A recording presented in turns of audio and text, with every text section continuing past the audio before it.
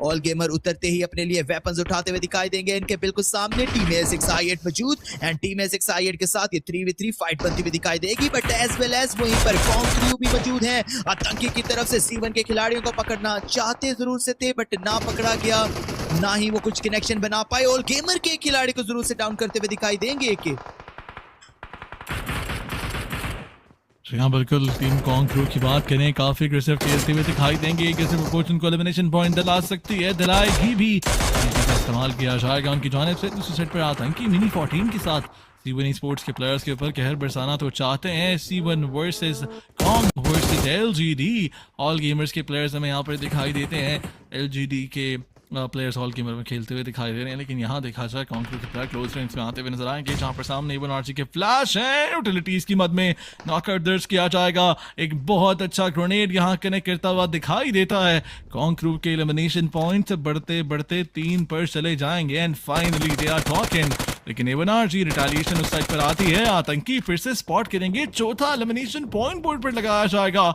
ऐसा लग रहा है कि वो बात जो हम कर रहे थे लास्ट मैच के बाद कि कॉन्क्रू उनको 15 एलिमिनेशन पॉइंट्स वाला चिकन डिनर चाहिए, शायद उसको हकीकत में वो बदलना चाहते हैं।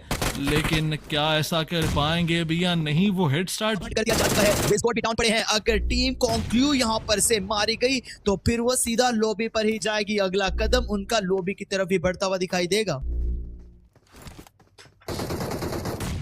हाँ बिल्कुल, लेकिन कॉन्क्रू उनके तीसरे प्लेयर शायद यहाँ मौजूद नहीं है। रिकॉल साइड पर वो प्लेयर दिखाई देते हैं आई बिलीव, लेकिन पकड़े जाएंगे पहले आतंकी। आयरन के हाथों, आयरन यहाँ पर वो सीसा पिलाई दीवार तो बनेगी, लेकिन आयरन के पास कुछ मौजूद ही नहीं था हील्स की मद में। यही वजह है कि वो उल्टे पांव भागने पर मजबूर तो हुए, लेकिन उनको पकड़ लिया जाएगा।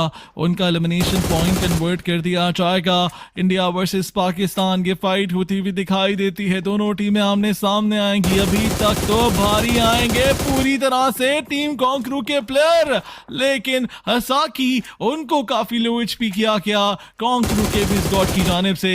हसाकी उन्हें पकड़ लिया जाएगा। विजगॉड यहाँ उनका नॉकआउट और एलिमिनेशन पॉइंट भी दर्ज करेंगे। उनके लिए मुश्किलात दर्ज कर सकता है। कोई भी खिलाड़ी रिकॉल टावर पर मौजूद नहीं है। नीचे तीनों खिलाड़ी सामने से आए हैं। दामी की तरफ से एक डाउन किया गया, बट बैक साइड से आती है उनकी बैकअप, वो टेक डाउन करेंगे टीम हो रहा है स्पोर्ट के उस खिलाड़ी को। लेकिन मैक्सिबल अब उनके पास एक बड़ा मौका 2v2 की इस फाइट को आगे बढ़कर अपने हाथों में लिया जाए, एलिमिनेट किया जाए कॉन्क्रू को। बट शायद इंफॉर्मेशन सही से मिली नहीं है इस टीम को। कॉन्क्रू के विजगॉड वो एलिमिनेशन दर्ज ना कर पाए। रिवाइवल तो दे दिया जाएगा, लेकिन मैक्सिबल उनके बिल्कुल सामने से गुजर कर आगे गई, जहां पर C1 के साथ भिड़ी इन्वेडर को भी डाउन होता हुआ हम देखेंगे। एक शानदार ग्रेनेड विजगॉड का कनेक्ट करता है उस खिलाड़ी को।